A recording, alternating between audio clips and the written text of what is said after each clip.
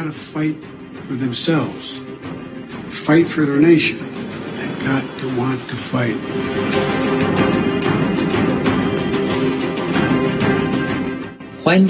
Brothers and sisters, there is no deal and no will to surrender. There are two choices, either to live with dignity or to live with insult.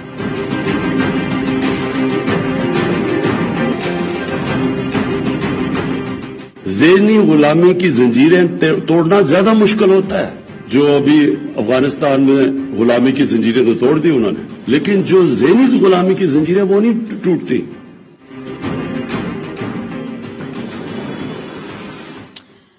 السلام علیکم, میں ہوں منیزہ جہانگیر. آپ دیکھ رہے ہیں programme spot light, اور کچھ ہی دیر پہلے یہ جو آپ آخری امیجز دیکھ رہے تھے, یہ امریکن ایئر فورس کی فلائٹ ہے جو آج کابل سے روانہ ہوئی. افغان اور دوسری قومیت کے لوگ اپنی جان بچانے کے لیے کوئی جہاز کے پروں پر بیٹھا ہوا ہے اور کوئی انجن پر, اور پھر اپنی جان بچانے کی تگ و دو میں جہاز کے اوپر سے گرتے ہوئے لوگ بھی آپ کو نظر آئیں گے.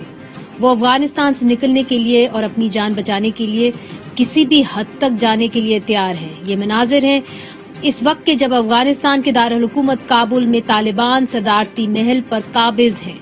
کیا کہہ رہے ہیں وہاں کے لوگ, آئیے آپ کو دکھاتے ہیں. I'm afraid of being killed. I'm totally sure that I will not survive here. 4 اگست کو افغان صوبے ہلمند کے صوبائی دارالحکومت لشکرگاہ پر قبضہ کر لیا, اور اس کے بعد افغان فورسز طالبان کے سامنے نہ ٹھہر سکے. طالبان کی پیش قدمی کی رفتار گزشتہ چند ہفتوں کے دوران اتنی تیز رہی کہ اس نے عسکری ماہرین اور تجزیہ کاروں کے تمام اندازوں کو غلط ثابت کر دیا. افغانستان میں طالبان کے قبضے کے بعد وہاں کی خواتین مایوس ہیں اور ایک بار پھر 20 سال پہلے کی صورتحال پیدا ہونے کا خدشہ کا ظاہر کر رہی ہیں. اور میڈیا رپورٹس کے مطابق جولائی کے شروع میں قندھار کے ایک بینک میں طالبان داخل ہوئے, تمام عورتوں کو بینک سے نکال دیا اور کہا کہ گھر پر ہی رہیں, باہر نہیں نکلنا. افغانستان میں قومی حکومت کی بات کی جا رہی ہے. عبداللہ اس حوالے سے ہونے والی بات چیت میں چیف نیگوشیٹر کا رول ادا کریں گے. پاکستان کی طرف سے کہا جا رہا ہے کہ وہ افغانستان میں تمام فریقین پر مشتمل حکومت کی تشکیل دینا چاہتے ہیں, یعنی کہ انکلوسیو یونٹی گورنمنٹ. اس پر بات کرنے کے لیے موجود ہیں رستم شاہ مومند صاحب, افغانستان میں سفیر اور چیف کمشنر برائے مہاجرین رہ چکے ہیں. آپ کا بہت شکریہ. اسلام آباد میں ہمیں جوائن کر رہے ہیں جنرل طلعت مسعود صاحب, دفاعی تجزیہ کار ہیں, مختلف قومی اخبارات کے لیے بین الاقوامی اور عسکری امور پر لکھتے ہیں. And last but not least Spain سے ہمیں جوائن کر رہے ہیں احمد رشید صاحب, کالم نویس ہیں, تجزیہ کار ہیں, مصنف ہیں, اور ان کی کتاب طالبان بہت ہی مشہور ہوئی تھی. سب سے پہلے احمد رشید صاحب آپ سے شروع کرتے ہیں. I mean it's a spectacular defeat of the American forces. آپ کیا کہتے ہیں کہ اتنے پیسے خرچ کرنے کے بعد $88 بلین انہوں نے وہاں پہ خرچے افغان افواج کو ٹرین کرنے میں, اس کے بعد کیسے اتنا آسان ہوا, ایک گولی نہیں چلی اور بالکل واک اوور ہو گیا, کابل کے اندر جو ہے طالبان جو ہے کچھ ہی گھنٹوں کے اندر قابض ہو گئے. دیکھیں جی, افغانوں کو ابھی اگر ہم جا کے ڈیزگنیٹ کریں گے کہ ان کی فیلئر ہے, اصل بات تو یہ ہے یہ امریکہ کی فیلئر ہے. نیٹو نے آج کہا ہے کہ یہ نیٹو کا ایک بڑا سخت فیلئر ہے.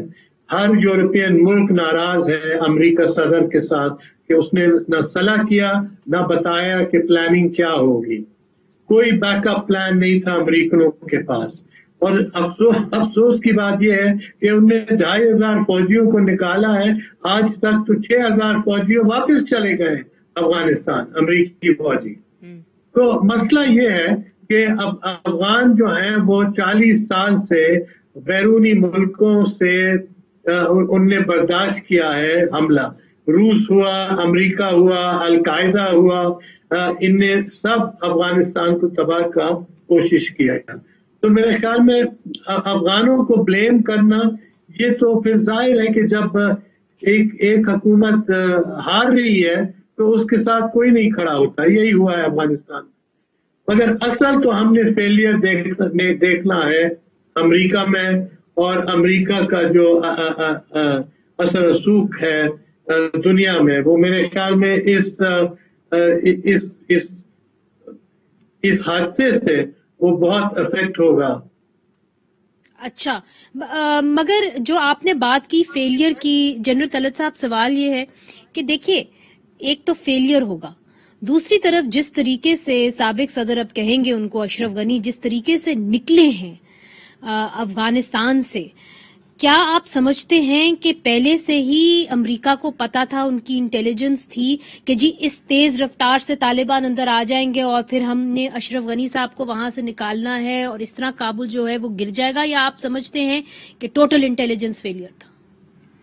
میں تو یہ نہیں سمجھتا کہ یہ انٹیلیجنس فیلئر ہے، اس لیے کہ ایسے تو دیکھا جائے تو جس طریقے سے حالات بدلے ہیں تو لگتا تو یہی ہے کہ انٹیلیجنس فیلئر، لیکن اصل چیز یہ ہے کہ یہ دماغ ماننے سے قاصر ہے کہ امریکنز کو یہ نہ پتا ہو کہ یہ جو انہوں نے فورس کریٹ کی تھی 3.5 لاکھ فوجیوں کی، افغان فوجیوں کی، ان کی کیا صلاحیت ہے. میرے خیال میں انہوں نے ایک امپریشن دینے کی کوشش کی ہے دنیا کو، اور خاص طور سے طالبان کو اور دوسروں کو، کہ نہ صرف ہم یہاں ہیں موجود بلکہ 3.5 لاکھ فوج افغان موجود ہے جو کہ آپ کا مقابلہ کرے گی اور یہ یقین بنائے گی کہ یہ جو حکومت ہے ہم نے یہاں بنائی ہے اس کو برقرار رکھیں گے. میرے خیال میں یہ ایک جسے انگریزی میں کہتے ہیں فساد تھا، اور یہ جو فساد تھا وہ بالکل ایک طریقے سے عیاں ہو گیا جب طالبان نے پیش رفت کی ہے. تو یہ تو ممکن ہی نہیں ہے. اور دوسری بات یہ ہے کہ ان کا کیا مقصد تھا. ان کا مقصد یہ تھا کہ ہم تو چلے جائیں گے لیکن ایک ایسا سچویشن کریٹ کریں گے کہ شاید یہ حکومت اگر اس کی حمایت حاصل ہو عوام میں تو شاید یہ چل پڑے. لیکن ہر لحاظ سے، حکومت کے لحاظ سے، جمہوریت کو فروغ دینے کے لحاظ سے، یہ فوج کی صلاحیت کے لحاظ سے بالکل ناکام رہے ہیں. اس میں تو کوئی شک نہیں کہ ناکام رہے. رستم شاہ صاحب، آپ معاملات کو کیسے دیکھتے ہیں؟ کیا یہ انٹیلیجنس فیلئر تھا، یا آپ سمجھتے ہیں کہ امریکہ یہ اب سمجھ چکا تھا کہ اب ان کو ہار ہی ملے گی، اور پہلے سے یہ پلاننگ کی گئی تھی کہ جی ہم اس طریقے سے نکلیں گے، سارا کچھ مینج کیا گیا، اور صدر اشرف غنی بھی وہاں سے جب نکلے تو ایک حد تک انڈرسٹینڈنگ ہو چکی تھی امریکہ کے ساتھ کس طریقے سے نکالیں گے ان کو؟ دیکھیے، انڈرسٹینڈنگ کا تو اس وقت میرے خیال میں ہم کو علم نہیں ہے، لیکن جو امریکن اسکیم آف تھنگز ہے وہ جو کولیپس کر گئی ہے، اس کی وجوہات ہیں، اور وجوہات ان کی یہ ہیں کہ امریکہ نے فوج میں تو انویسٹمنٹ کی، ان کو ٹریننگ دلائی، ان کو ایکوپمنٹ دی، ان کو ہتھیار دیے، لیکن امریکن کو یہ بات سمجھ نہیں آئی کہ فوج صرف ان چیزوں سے نہیں بنتی. فوج بنتی ہے اس جذبے سے کہ اس نظام سے ان کی کچھ وابستگی ہو، اس ملک سے ان کو کچھ لائلٹی ہو، کچھ پیٹریاٹزم ہو، کچھ موٹیویشن ہو جنگ کے لیے کہ وہ اپنی جان کی بازی لگائیں گے کس نظام کو بچانے کے لیے اور کن رولرز کو بچانے کے لیے. جب وہاں پہ آپ افغانستان کی تاریخ دیکھیں تو جو مسلط کردہ نظام ہے اس کو افغانوں نے تاریخ میں کبھی قبول نہیں کیا، اور یہ مسلط کردہ نظام تھا اس کو افغان فوج نے بھی قبول نہیں کیا. اور اس کے بعد جب اتنی کرپشن شروع ہوئی تو مزید وہ ٹینشن پیدا ہو گئی، اور فوج جو تھی اس کی جو رہی سی موٹیویشن تھی وہ بھی ختم ہو گئی.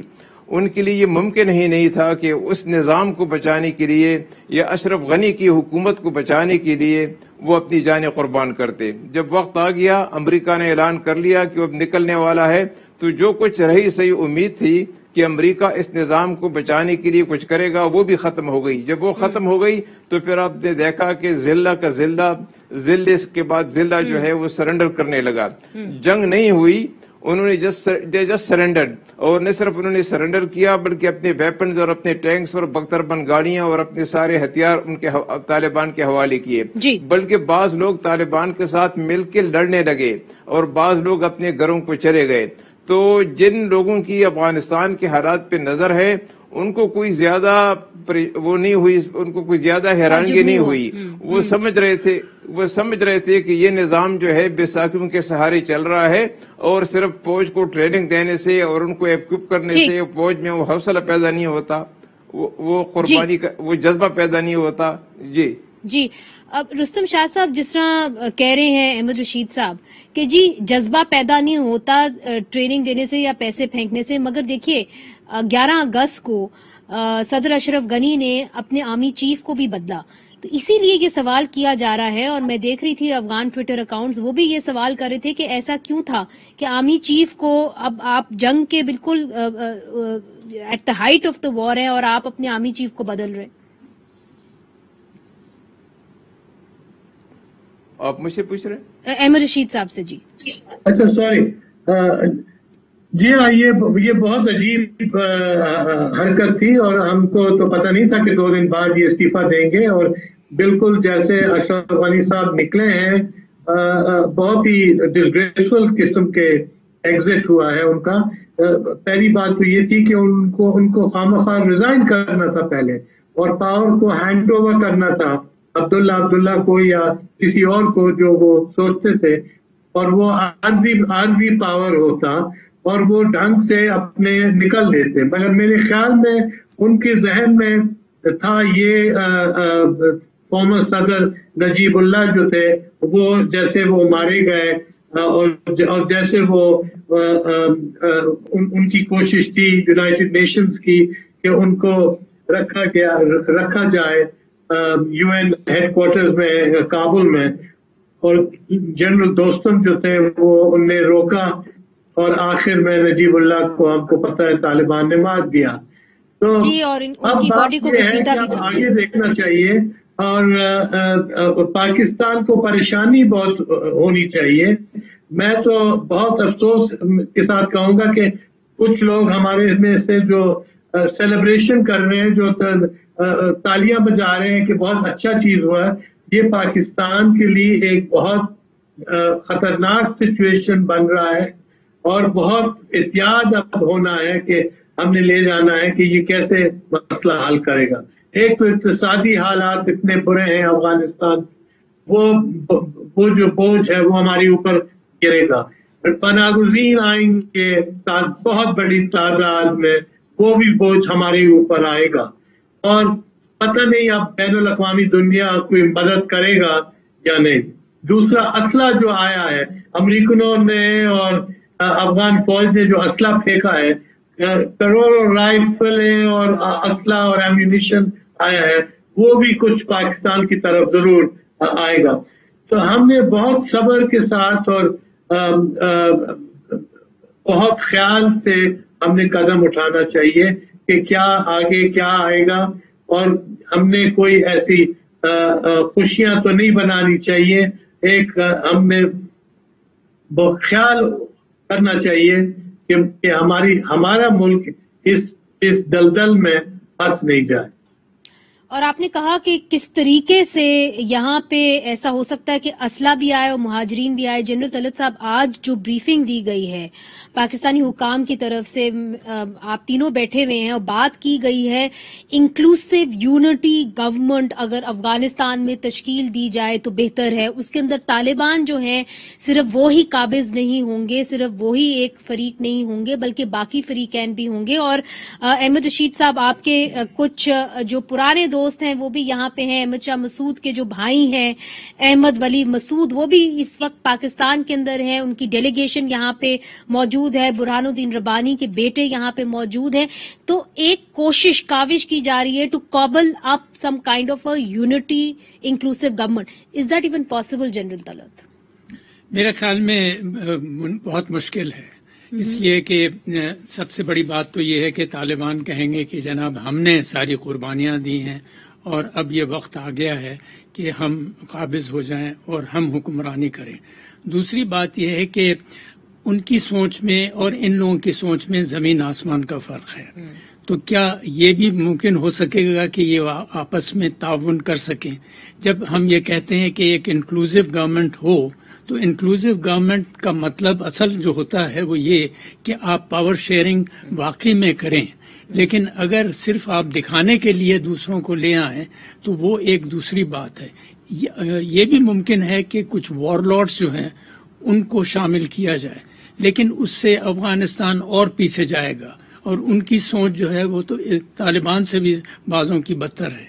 تو میں یہ سمجھتا ہوں کہ بڑا سوچ سمجھ کے پاکستان کو جو مشورہ دینا ہے وہ دینا چاہیے. اور یہ بھی بڑا ضروری ہے کہ پاکستان ہر لحاظ سے یہ کوشش کرے کہ جو اس وقت قیادت ہے طالبان کی وہ ایک طریقے سے دنیا کو سمجھے اور یہ بھی خیال رکھے کہ اگر ان کی پالیسیز ٹھیک نہ ہوئی اور انہوں نے حکومت ٹھیک نہیں چلائی تو ان کے خلاف نہ صرف دنیا ہوگی بلکہ ان کے خود کے عوام جنہوں نے ان کی بڑی حمایت کی ہے وہ بھی مخالف ہو جائیں گے. اچھا رستم شاہ صاحب، جس طرح جنرل طلعت صاحب کہہ رہے ہیں کہ عالمی دنیا بھی جو ہے وہ بھی مخالف ہو جائے گی پاکستان کے اگر ہم نے کوئی غلط قدم اٹھایا. سوال یہ ہے کہ اب جو حالات بن گئے ہیں اس کے اندر کیا ایک یونٹی گورنمنٹ طالبان جو ہیں اس کو ایکسپٹ کریں گے بھی کہ نہیں کریں گے؟ دوحہ میں مذاکرات ہو رہے تھے، تب تک تو یہ قابض نہیں تھے کابل پہ، اب تو یہ کابل میں قابض ہیں، وہاں پہ پریزیڈنشل پیلس میں بیٹھے ہوئے ہیں. کیا وہ عبداللہ برہان الدین ربانی صاحب کے جو بیٹے ہیں مسعود صاحب ان کے رول کو ایکسپٹ کریں گے؟ دیکھیے، پہلی بات یہ ہے کہ پاکستان پھر وہی غلطی کر رہا ہے جو سال سے وہ کرتا رہا ہے.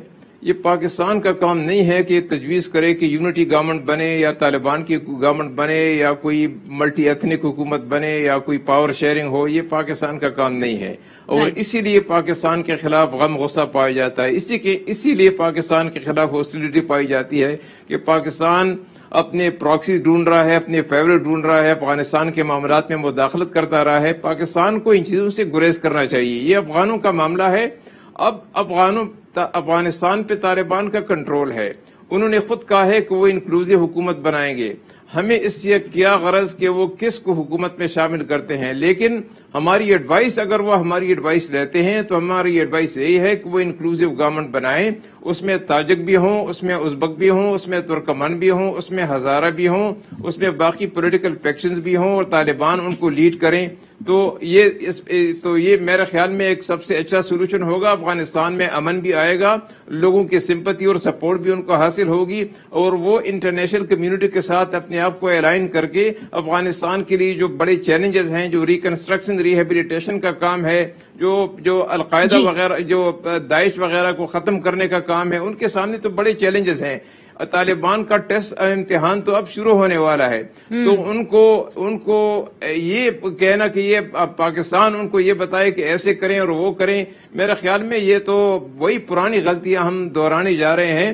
طالبان کو چاہیے کہ وہ جن باتوں کا انہوں نے اعلان کیا ہے کہ انکلوزیو گورنمنٹ ہوگی، سب لوگ اس میں شامل ہوں گے، عورتوں کے اپنے حقوق ہوں گے، کسی اقلیتوں کے اپنے حقوق ہوں گے، ان کو ہم ذرا موقع دیں کہ وہ ان پہ پورے اترتے ہیں کہ نہیں اترتے اور اس کے بعد ہم اپنا فیصلہ کریں. ٹھیک ہے، یہی سوال ہم رکھیں گے پھر سے آپ سب کے سامنے. ہم کوشش بھی کریں گے کہ براہ راست ہمارے کابل سے بھی رابطہ ہو جائے، مگر جو خبریں آ رہی ہیں وہ یہ ہیں کہ اس وقت طالبان نے کئی عورتوں کو جو بینکس میں کام کری تھی ان کو کہا کہ آپ واپس چلی جائیں گھر اور گھر سے باہر نہیں نکلنا. بہت ساری ایسی خواتین سے میری بھی بات ہوئی ہے جو اس وقت گھر کے اندر بیٹھی ہوئی ہیں، وہاں پہ ایک خوف کا سما ہے. اس کے اوپر بات کریں گے کہ کیا طالبان جو ہیں انٹرنیشنل ہیومینیٹیرین جو رولز ہیں، لاز ہیں، ان کی پاسداری کریں گے کہ نہیں کریں گے. وقفے کے بعد ویلکم بیک ناظرین. سپاٹ لائٹ ہے افغانستان پر. ہمارے ساتھ ہیں جناب احمد رشید صاحب، طلعت مسعود صاحب، جنرل طلعت صاحب اور رستم شاہ مومند صاحب. مگر سب سے پہلے آپ کو براہ راست کابل لے کے جاتے ہیں اور ہمارے ساتھ ہیں عائشہ تنظیم جو ایک صحافی ہیں، وائس آف امریکہ کے ساتھ منسلک ہیں. عائشہ، اس وقت آپ کیا دیکھ رہی ہیں؟ کیا خواتین باہر نکل رہی ہیں؟ کیا لوگ جو ہیں وہ گھر کے اندر ہیں؟ کیا ماحول ہے کابل میں اس وقت؟ ماحول یہ کہ کابل کی سڑکوں پر طالبان ہیں. ہر وہ جگہ جہاں پہلے پولیس تھی وہ اب طالبان اس پہ پہرا دے رہے ہیں، گارڈ کر رہے ہیں. پولیس کی چیک پوسٹوں پہ اب طالبان ہیں. عبداللہ کے گھر کے باہر طالبان ہیں. یو ایس ایمبیسی کے پرانے کمپاؤنڈ کے باہر طالبان ہیں. لوگ جو تمام دکانیں، تمام بازار، تمام دفاتر، سب کچھ بند تھا آج پورا دن. اب تو خیر رات ہو گئی ہے. رات کو بائی دا وے 8 یا 9 بجے کے بعد طالبان نے کرفیو کا بھی اعلان کر دیا ہے, تو رات کے وقت کوئی باہر بھی نہیں نکل سکتا. لیکن دن کے وقت یوزلی جو پرانا کابل تھا اس میں آپ کو سڑکوں پہ خواتین کی ایک بڑی تعداد نظر آتی تھی, اور ہر طرح کی خواتین ہوتی تھی. پشتون خواتین برقعوں میں, ہزارہ خواتین ابایا میں یا بغیر ابایا کے, صرف سر پہ دوپٹہ اوڑھ کے, لمبے ٹیونکس پہن کے, ہر طرح کی خواتین آپ کو نظر آتی تھی. آج پورا دن میں سڑک پہ شاید 2 یا 3 یا 4 خواتین مشکل سے نظر آئیں. پھر یہ کہ یہاں کابل میں آپ عموماً خواتین جو ہیں وہ سر پہ تو دوپٹہ یا اسکارف لیتی ہیں, لیکن عموماً منہ کور نہیں کرتی. لیکن آج جو خواتین نظر آئیں انہوں نے اپنے منہ کور کیے ہوئے تھے یا پھر کورونا کے ماسک لگائے ہوئے تھے, جو کہ کابل میں اتنا کامن نہیں ہے. تو یہ کہ اس وقت تو آج پہلا دن تھا جب کابل کی سڑکوں پہ طالبان تھے. کل تو خیر اطلاع ملی تھی کہ لیکن کل رات تک طالبان شہر میں انٹر نہیں ہوئے تھے. تو آج پہلا دن تھا, شہر تقریباً بند تھا, تقریباً خالی تھا. اور یہ کہ میرے خیال میں کہ people are waiting and watching کہ اب آگے کیا ہوتا ہے اور غیر یقینی صورتحال ہے. اور آج ایئرپورٹ کے اوپر بھی 2 سے زائد لوگ جو ہیں وہ جاں بحق ہوئے ہیں. کیسے جاں بحق ہوئے اس کے بارے میں کوئی انفارمیشن ہے آپ کے پاس؟ منیزہ ایگزیکٹلی ان 2 لوگوں کے بارے میں تو نہیں ہے, لیکن ایئرپورٹ کا تو میں آپ کو آنکھوں دیکھا حال بتا دوں کہ ایئرپورٹ کے اندر کی تو تصویریں آپ نے دیکھی ہیں, جو ہزاروں لوگ ہیں اور جہاز کوئی اتر نہیں سکتا. اب تو ساری سویلین فلائٹس کینسل ہو گئی ہیں, لیکن ایئرپورٹ کے باہر بھی ہزاروں لوگ موجود ہیں. اور وہاں طالبان جو ہے وہ کراؤڈ کنٹرول ایک طرح سے کر رہے ہیں لمبے لمبے ڈنڈوں کے ساتھ اور اپنے ہتھیاروں کے ساتھ, کلاشن کوفوں کے ساتھ. تو ایئرپورٹ کے باہر ہزاروں لوگ موجود ہیں. جب وہ ہجوم کی صورت میں آگے بڑھتے ہیں اور ایئرپورٹ کے بہت قریب پہنچنے لگتے ہیں تو طالبان پھر کبھی انہیں ڈنڈوں سے پیچھے کرتے ہیں, کبھی فائرنگ کرتے ہیں. بہت بہت شکریہ عائشہ, آپ نے ہمیں جوائن کیا. بڑے مشکل حالات میں آپ نے ہمارے سے بات کی. امید کرتے ہیں جلد آپ پاکستان واپس آ جائیں گی. احمد رشید صاحب, جو عائشہ تنظیم بات بتا رہی ہیں, طالبان ڈنڈے لے کے باہر پھر رہے ہیں, ریڈیو سٹیشنز جو ہیں ان پہ قبضہ کر لیا گیا ہے, خواتین گھروں سے نہیں نکل رہی. Does it remind you of 96؟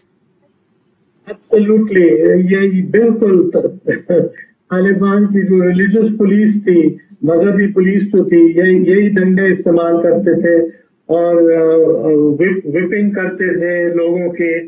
اور اگر آپ کی داڑھی پوری نہیں تھی تو وہ انسسٹ کرتے تھے کہ وہ تم گھر جاؤ, اپنی داڑھی پہلے لمبا کرو. میں صرف یہ بات کہہ رہا ہوں جو رستم صاحب نے جو بات کی ہے یہ بہت اہم بات ہے اور حکومت کو سننا چاہیے کہ افغان سالوں سے, بہت سالوں سے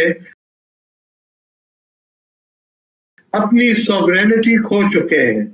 اپنی سوورینٹی یا امریکہ کے پاس تھا, افغان تو کہتے ہیں پاکستان کا بھی بہت دخل تھا اس میں, اور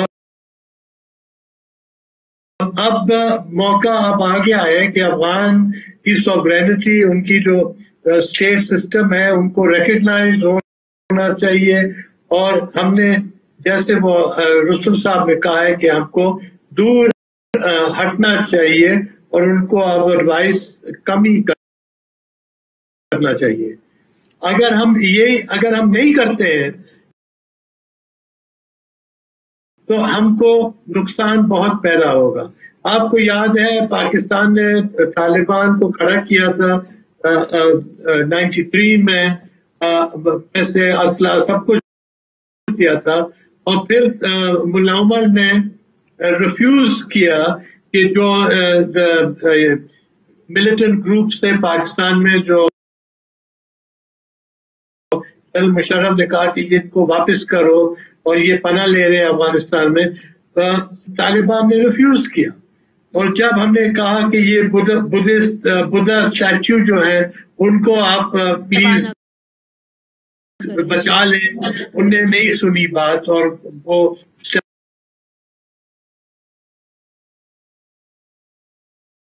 اسٹیچو جو تھے وہ بھی ختم ہو گئے.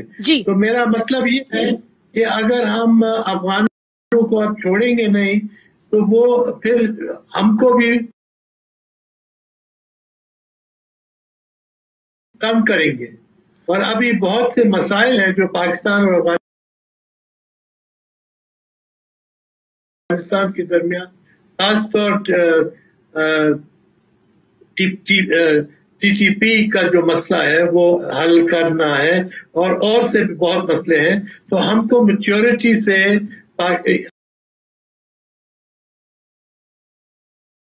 अफगानिस्तान के ऊपर राज नहीं करना चाहिए, उनकी सॉवरेनिटी को मारना चाहिए। अब जो तालिबान हैं वो काबिज हैं काबुल के ऊपर, अल-कायदा के ऊपर उन्होंने कहा था और उन्होंने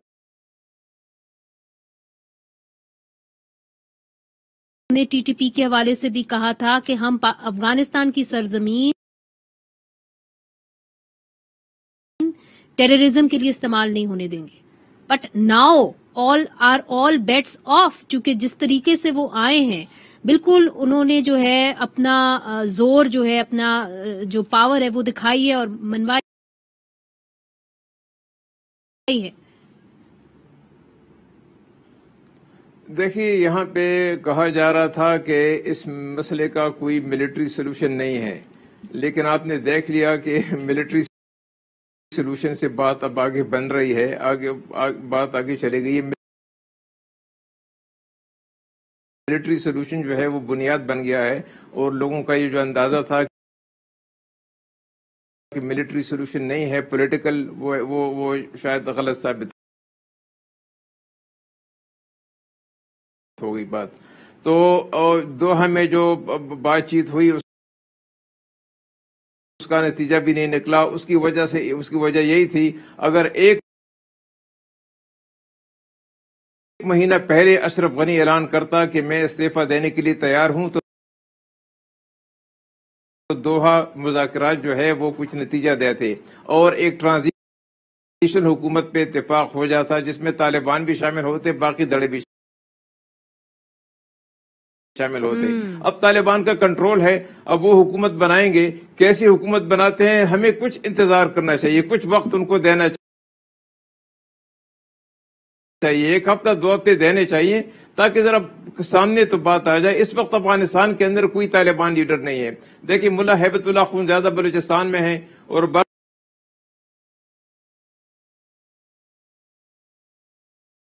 जो उनके रहनुमा हैं वो जो है वो कतर में बैठे हुए हैं। अफगानिस्तान के अंदर तालिबान का कोई रहनुमा है ही नहीं, तो हमें जरा उनको वक्त दें कि उनके रहनुमा इकट्ठे हो जाएं और जो उन्होंने कहते रहे हैं, जो ऐलानात करते रहे हैं, किस हद तक और अमल होता है, उनको मेरे ख्याल में ये फेयर होगा कि उनको हम जरा चांस दें कि वो क्या करते हैं क्या नहीं करते। उसके बाद हम अपनी पॉलिसी को, अपने रिस्पांस उनको दे सकते हैं। बहुत बहुत शुक्रिया रुस्तम शाह साहब। इधर एक वक्फा लेते हैं, वक्फे के बाद हाजिर होते हैं।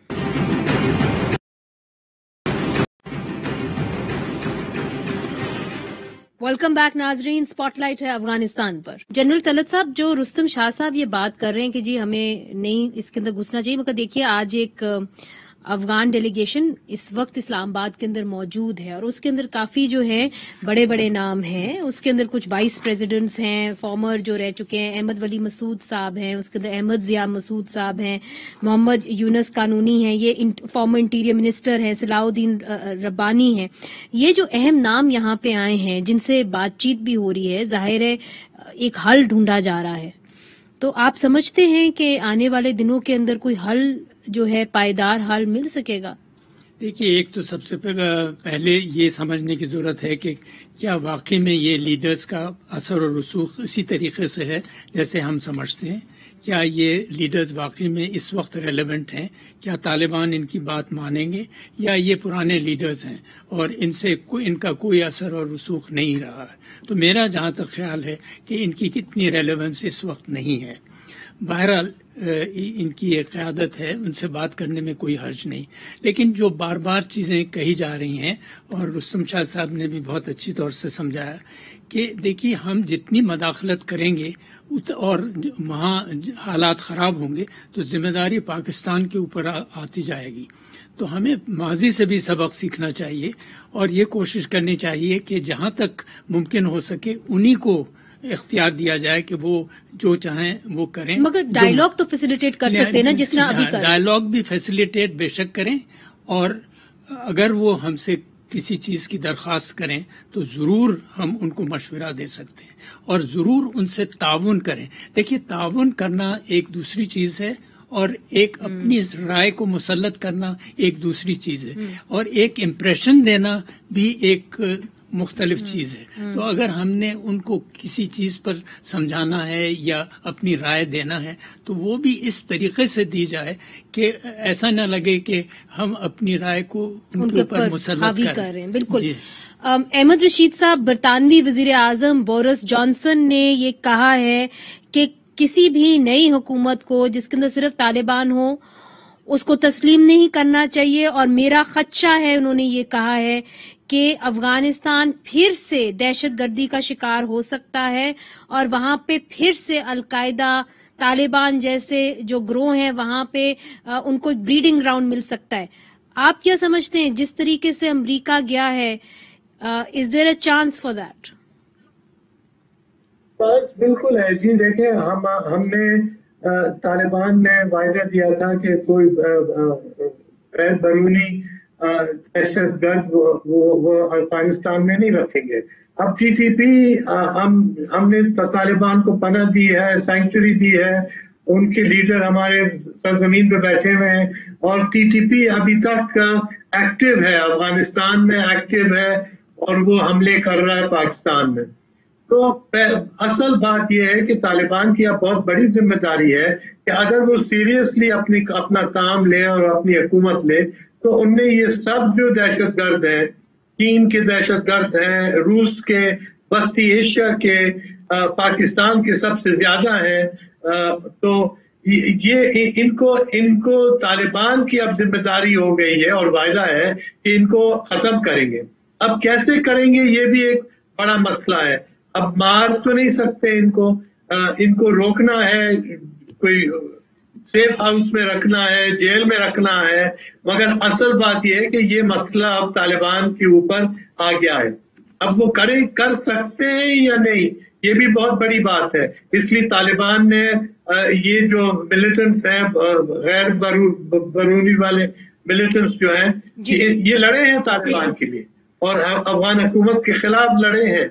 तो अब तालिबान ने चॉइस लेना है कि वो कैसे अब क्या करेंगे। या तो ये मिलिटेंसी खत्म करें अफगानिस्तान से और इन सब को निकालें या जेल दें, और फिर जाके तालिबान को ऐसी इज्जत मिलेगी बैरूनी दुनिया में कि उनने कुछ काम करके दिया। बहुत बहुत शुक्रिया जनाब अहमद रशीद साहब, आपने हमें ज्वाइन किया। रुस्तम शाह मोमन साहब ने हमें ज्वाइन किया, आयशा तंजीम ने हमें काबुल से ज्वाइन किया, जनरल तलत मसूद साहब आपका भी बहुत बहुत शुक्रिया। तो नाजरीन, अब जो स्पॉटलाइट है वो तालिबान के ऊपर है और अब पूरी दुनिया देख रही है कि अफगानिस्तान में तालिबान अगला कदम क्या उठाएंगे। ना सिर्फ अफगानियों की जो फेट है वो उससे जुड़ी हुई है, मगर खित्ते में जो अमन है वो भी इससे जुड़ा हुआ है। मुनीज़ जहांगीर को इजाजत दीजिए। इस हफ्ते हमारी नजर जो है वो अफगानिस्तान पे रहेगी। हमारे साथ दीजिएगा इस पूरा हफ्ते। मुनीज़ जहांगीर को आज के लिए इजाजत दीजिए। खुदा हाफिज।